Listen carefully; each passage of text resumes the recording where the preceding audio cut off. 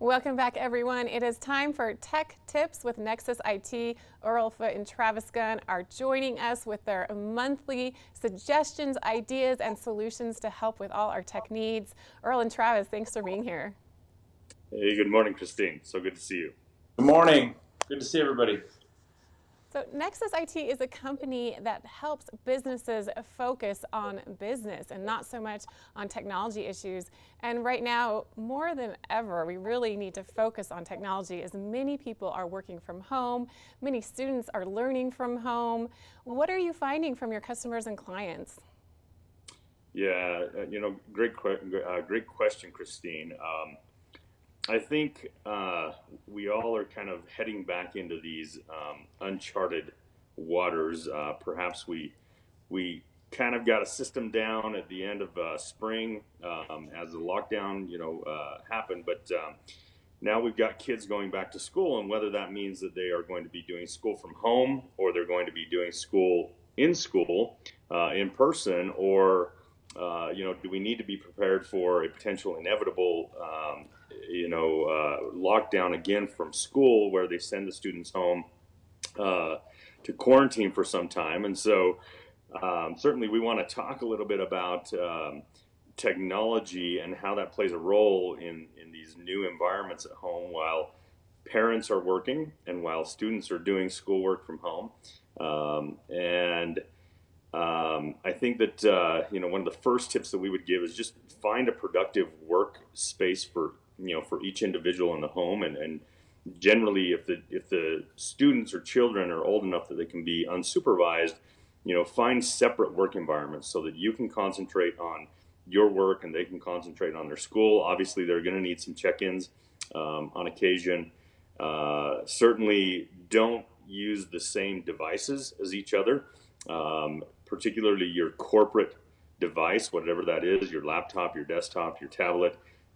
Don't give it to the kids to do their homework or to do to play games on, because it poses a significant risk to your organization and your sensitive data. As you get back to work and school with kids potentially doing school from home, you may need to consider some upgrades in your home in order to meet the needs of particularly bandwidth. So I would suggest calling your internet service provider. Most of them have new packages that have been designed around work for home that for either no fee or a very small fee, $10 to $15 a month, you can upgrade your internet service package and get a better speed. And I would think about potentially new routers and wireless access points if you have a larger home.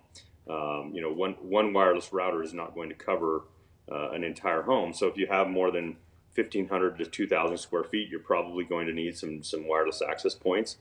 Some of the best brands that we see for home right now are Asus, the Google Home, wireless system. Actually, the Eero Amazon system isn't bad at all either.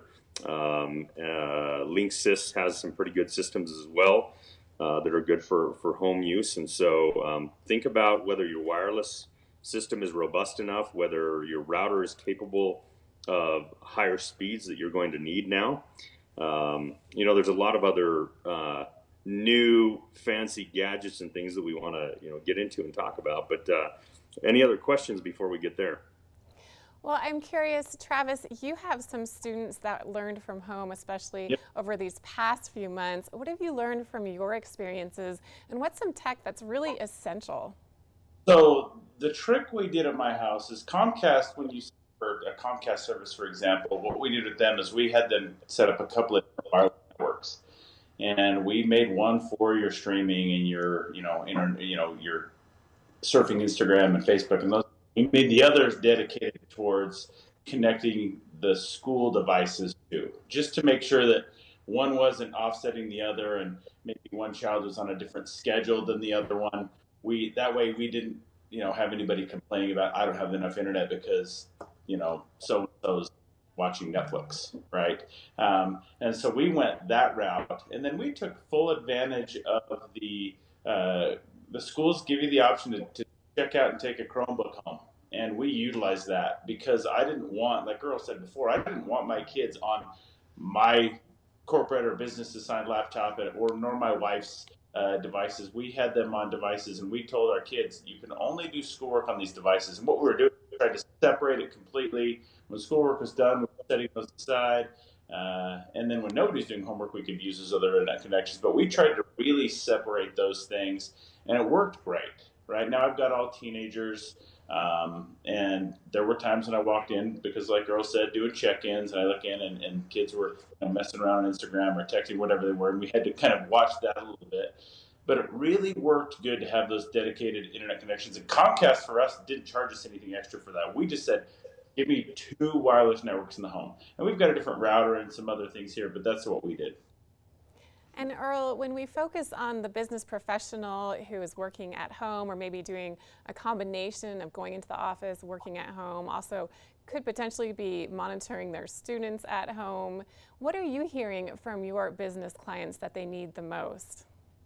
Yeah, I mean, it's a significant challenge, and it's real, for working parents to have students at home, and potentially it's not new. I mean, a lot of us have kids that, get home from school at 3 p.m., but we don't get home until 5:30 or 6 o'clock, right? And so having the ability to check in with kids, particularly smaller kids, is a nice thing to have.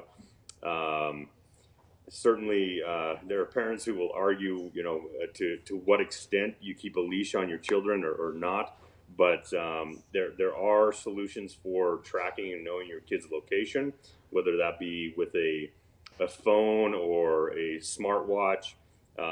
Certainly, there's a lot of new smart displays or those kind of like smart alarm clocks that have video call capabilities. So, when they get home, either on their phone, their tablet, on those smart displays, they can give you a call, let you know that they're home from school. I know parents who go far enough to put cameras in the home to kind of keep an eye on, making sure that they're getting to work on schoolwork or doing the things they're supposed to do. Again, is that too much of a leash or not? That's up to the parent, right? But there's certainly significant amounts of technology that can be used and deployed to improve collaboration, communication between kids and parents, and to keep an eye on them. And Travis, we've been focusing on things that individuals may need that may help with this issue of working from home, having students back at home. But with the clients that you have interacted with through Nexus IT, how are they doing emotionally? How's their anxiety and their stress with all of this? Yeah. So funny you say that. I was in an appointment yesterday with a potential client for Nexus, and that was one of the primary topics that was brought up. I think there's a lot of anxiety in the workplace right now about how am I going to manage this? How am I going to do this? I'm worried about being productive, my kids being productive. So there's a lot of anxiety there. It doesn't have to be that way, right? I think the trick is just being ahead of the game. Spend a little bit of time, do some research, call us if you want to call us, and let's just make sure that you're at least ready, right, with a plan, and it will ease some anxiety. But we are seeing that. That is a real thing. Well, Nexus IT, it's been great having you join us today. Travis Gunn and Earl Foote, we appreciate these tech tips that you're giving us. It's a good perspective that you have. Also, head to Nexus IT online. Find out how they can elevate your business by taking care of all of your tech concerns and more. We'll be back on this Business Wednesday. Stay with us.